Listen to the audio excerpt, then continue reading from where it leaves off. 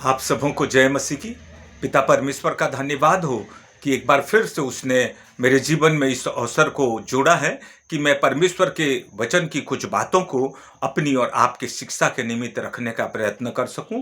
मेरे प्रियो, हम इस बात को जानते हैं कि केवल परमेश्वर के वचन को पढ़ना, सुनना या सुनाना पर्याप्त नहीं है। और इस विषय में मत्ती रचित सुसमाचार उसके 21 अध्याय पद 28 से 31 वचन में हम एक दृष्टांत को पाते हैं, जहां एक मनुष्य के 2 पुत्र थे और उसने अपने बड़े पुत्र से कहा, हे पुत्र, तू जा और आज दाख की बाड़ी में काम कर। और उसने कहा, नहीं जाऊंगा। और उसके कुछ देर बाद वो पश्चाताप करता है और पिता की आज्ञा को मानने के लिए और दाख की बाड़ी में काम करने को चला जाता है। उसी प्रकार से वह मनुष्य अपने दूसरे पुत्र से कहता है कि हे पुत्र, तू आज जा और दाख की बाड़ी में काम कर। और वो कहता है, जाता हूं, और मगर नहीं जाता है।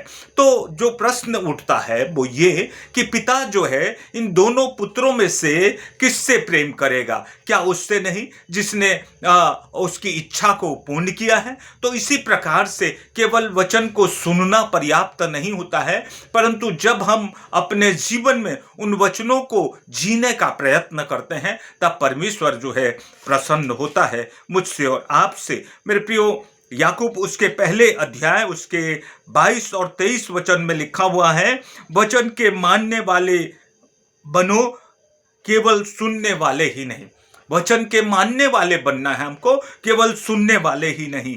और इस विषय में यहेजकेल भविष्यवक्ता उसके 33 अध्याय उसके कुछ भाग में भी लिखा हुआ है 31-32 पद में, क्योंकि वो सुनते तो हैं पर उस पर चलते नहीं, मुंह में प्रेम की बातें तो हैं पर उनका मन जो है लोभ और बुराई की बातों में लगा रहता है। मेरे प्रियो, आज की संध्या मैं परमेश्वर के वचन से जिस भाग को बांटना चाहता हूं आपके साथ, वो है कि जैसा आप जानते हैं कि इन दिनों संसार के सारे विश्वासी जो हैं लेंट पर्व से होकर के गुजर रहे हैं। और इन दिनों 40 दिनों तक बहुत से संसार के भाई बहन जो हैं, मसीह विश्वासी जो हैं, उपवास, प्रार्थना और परमेश्वर की संगति और उसके करीबी में अपने जीवन को व्यतीत करने का प्रयत्न करते हैं।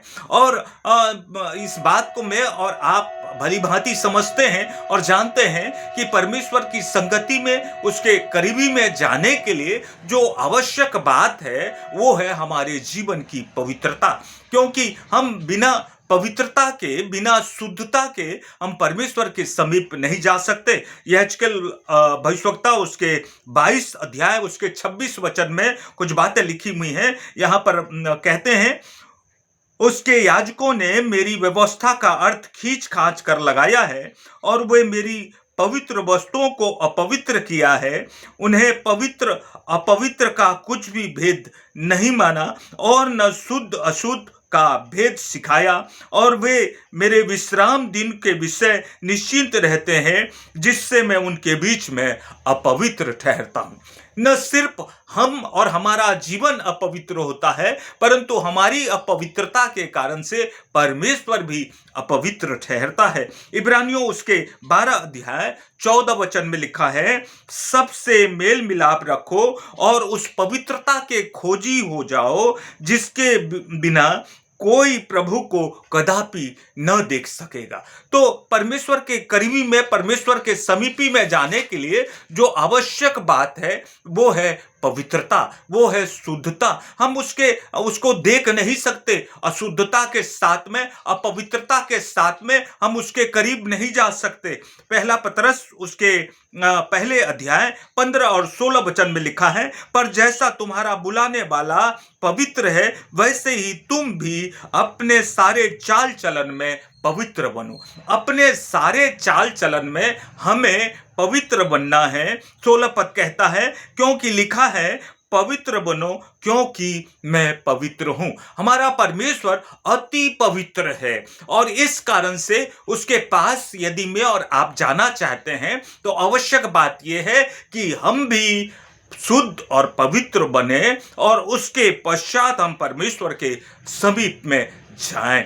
और इस बात को भी मुझको और आपको समझना है कि नजरिया जो है परमेश्वर का देखना और मनुष्य का देखना, इसमें जमीन और आसमान की भिन्नता है, बहुत अलग अलग बातें हैं। और पहला शमूएल उसके 16 अध्याय 7 पद में ये बात प्रकट होती है। यहाँ पर लिखा है, परंतु यहोवा ने शमूएल से कहा, न उसके रूप पर दृष्टि कर और न उसके कद की ऊंचाई पर, क्योंकि मैंने उसे अयोग्य जाना है। क्योंकि यहोवा का देखना मनुष्य का सा नहीं है।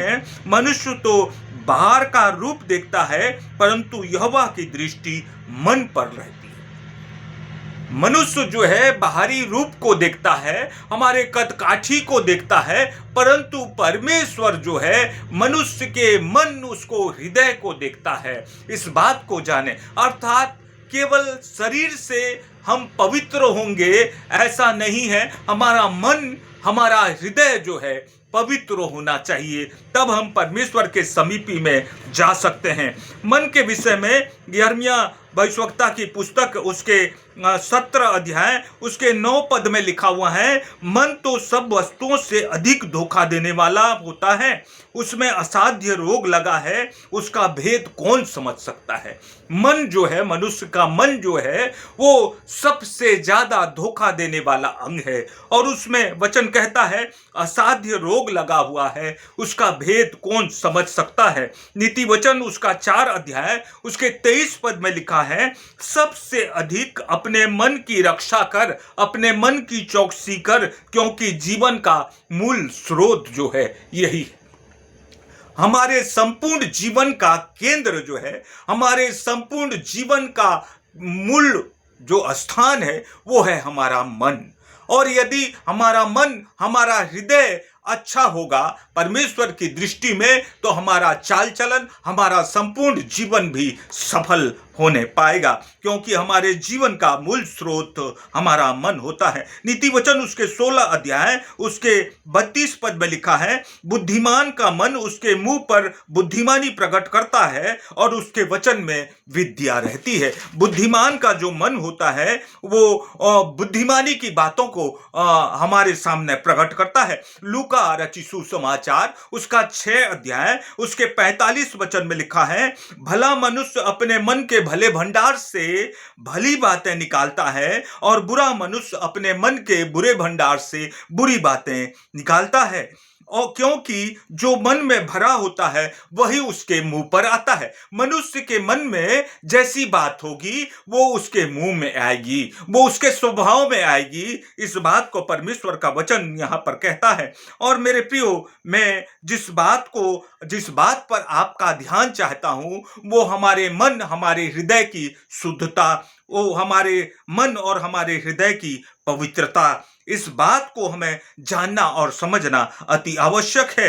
मत्ती 15 अध्याय उसके 11वें पद में लिखा है, जो मुंह में जाता है वो मनुष्य को अशुद्ध नहीं करता, पर जो मुंह से निकलता है वही बातें मनुष्य को अशुद्ध करती हैं। मत्ती 15 अध्याय के 17 पद से आगे, जहां पर हम देखते हैं, क्या तुम नहीं जानते कि जो कुछ मुंह से जाता है वह पेट में जाता है और संडास से निकल जाता है, पर जो कुछ मुंह से निकलता है वह मन से निकलता है और वही मनुष्य को अशुद्ध करता है। अर्थात मनुष्य, हम इस संसार में देखते हैं कि क्या खाता है, क्या पीता है, इससे वो अशुद्ध हो रहा है, ऐसी हमारी मानवीय सोच होती है। परंतु परमेश्वर का वचन कहता है, मनुष्य जो है बाहर से जो कुछ खाता पीता हो, जो कुछ ग्रहण करता हो, उसके द्वारा वो अशुद्ध नहीं होता, परंतु जो उसके मन से, जो उसके हृदय से, जो उसके मुंह से निकलता है, वो बातें उसको अशुद्ध करती हैं, अपवित्र करती हैं। इस बात को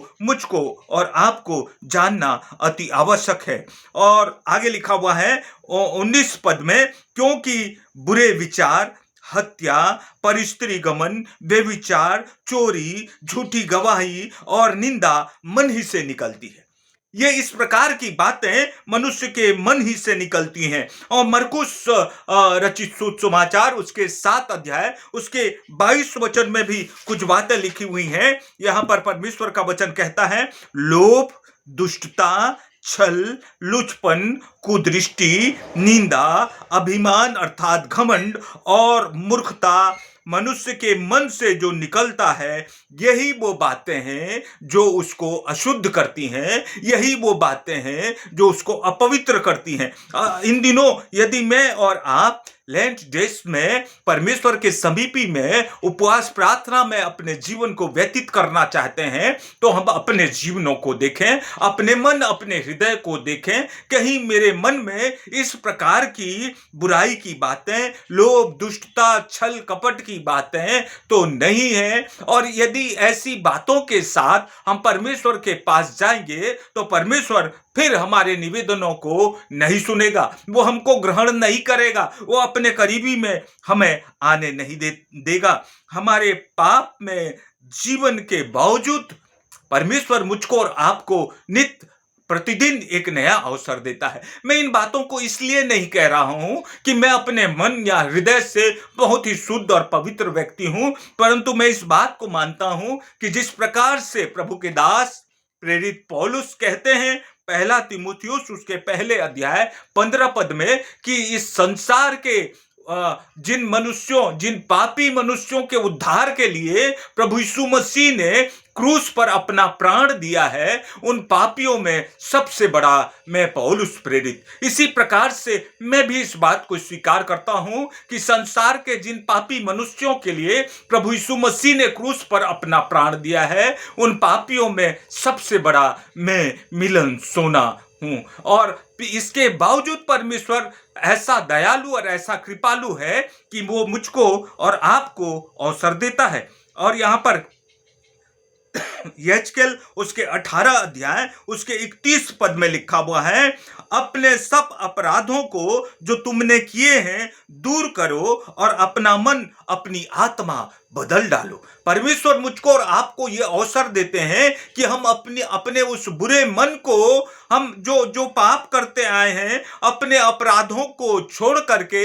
हम अपने मन को, अपनी आत्मा को बदल डालें, नया बनाएं। और परमेश्वर ही हमको नया बनाता है। यहेजकेल उसके 36 अध्याय 26 पद में ये बात लिखी हुई है, मैं तुमको नया मन दूंगा और तुम्हारे भीतर नई आत्मा उत्पन्न करूंगा और तुम्हारी देह में से पत्थर का हृदय निकाल करके तुमको मांस का हृदय दूंगा। अर्थात एक संवेदनशील हृदय परमेश्वर मुझको और आपको देना चाहते हैं कि मैं और आप अपने लोगों के आनंद में आनंदित हो सकें और उनके दुखों में दुखी हो सकें। ऐसा हृदय वो मुझको और आपको देना चाहते हैं। वो पत्थर के से कठोर हृदय को निकाल करके मांस का हृदय, संवेदनशील हृदय मुझको और आपको देना चाहते हैं। इफिसियों 4 अध्याय उसके 23 पद में लिखा है, और अपने मन के आत्मिक स्वभाव में नए बनते जाओ, अर्थात मसीह यीशु को ग्रहण कर लो।